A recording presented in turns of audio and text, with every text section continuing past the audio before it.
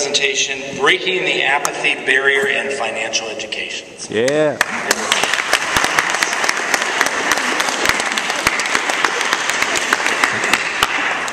All right, hi. Well, I was raised by a teacher and a social worker. So they worked very hard, but they didn't make very much money. And their faith taught us that God had ordained our financial situation. So for me to want something more than what we had was ungrateful at best. And I tried to adopt their non-material point of view, and I respected it, but I found myself digging for treasure and looking for rare coins whenever I could. I played the lottery whenever I could. I wanted to do anything I could to remove the cloud of stress about money that hung over my family. And I felt that if God had ordained our poverty, maybe he would bring us out of it. But in school, class differences were really obvious to me as soon as, I would say, second grade. And by the time I was in junior high, I was shoplifting on a regular basis because I felt like I deserved to have what everybody else had too.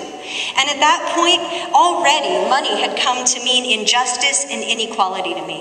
By the time I was 17 and I left home, I blew off the SATs. I partied all night the night before, I stayed up. There was no money for college, so why bother?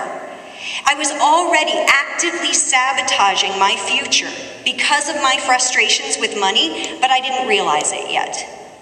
By the time I was 28, I had finally exhausted all the dead-end jobs I could have with just a high school degree. I had put myself through undergrad. I was married, expecting my first child, and I had a degree in math, but I still couldn't get my finances together. And at that point, I had to admit that if I had a degree in math, it wasn't about numbers. There was something else going on. So I'm a stubborn person, and I dug my heels in, and while I was at home with my daughter, my infant daughter, I also studied and went to night school at Bentley University to study financial planning. I was determined that I was going to figure out what I was missing in this puzzle about money. So I forced myself to learn about finance and tax law and about retirement, and it was excruciatingly dull. If I hadn't been in so much debt and if I hadn't been so stubborn, I might have dropped out. But there was one class, psychology and financial planning. And in that class, I finally realized that if I wanted to change my financial situation, I was going to have to start with the thoughts and the attitudes that I had internalized about money, that I had to dig up my issues from the roots if I wanted to make real change. So this is what changed my life. By starting to work with the thoughts and the emotions that were driving my financial motivations and behavior, I finally got the power that I needed in order to make real and lasting change. It was real and lasting because it was deep. This wasn't about budgeting at all. See, in our society, we're not supposed to talk about money, not directly anyway.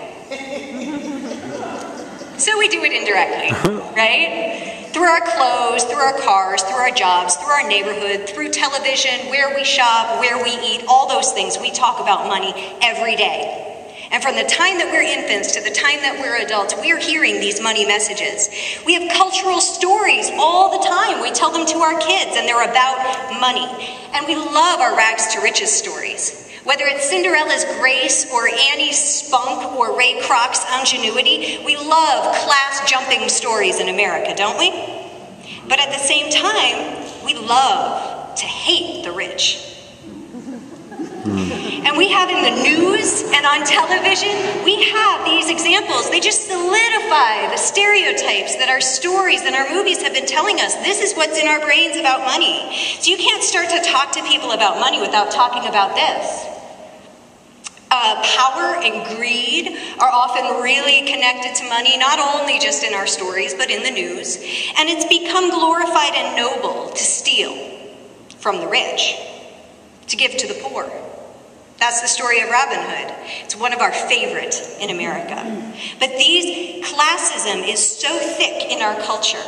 And this is what I started to see. We love cross-cultural class romances. Because why? I think it's because we believe deep down that love has to be really strong if it's going to overcome the hurdles of interclass relationship. It just tells us a little bit about us. So I'm supposed to teach money management to college freshmen at UMO. And this is easier said than done because even the best of our financial literacy courses out there, like Jumpstart, they don't work. They don't, because nobody's paying attention. So how am I supposed to teach them? Well, I've found, first of all, that the kids that go to four-year colleges, this is not my study, this is someone else's study, but the ones that plan on going to four-year colleges, they're the most likely to learn about money, but even they, only 45% of them can pass a basic financial literacy class in high school. It's astounding how little we know about money. So how do I teach? Well, I've found that if you combine the basic money management concepts with basic psychology concepts, I've come up with a class that's not only informative, but it's engaging, and kids are saying that they want it and they want more.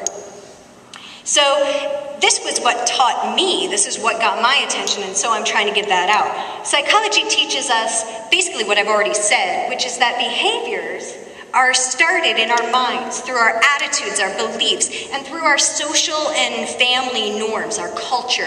That's what informs our behavior. So if you want to see differences in your financial behavior, you have to start in your... So I've come up with 3 very specific psychological concepts that I think really largely explain financial behavior. And we talk about these a lot in my workshops.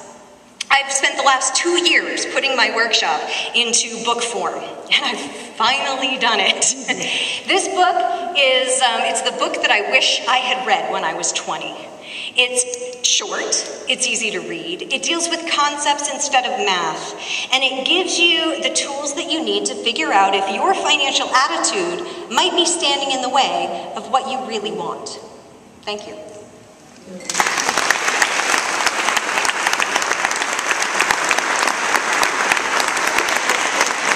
Thanks, Sarah. Maybe if I save a little money, I can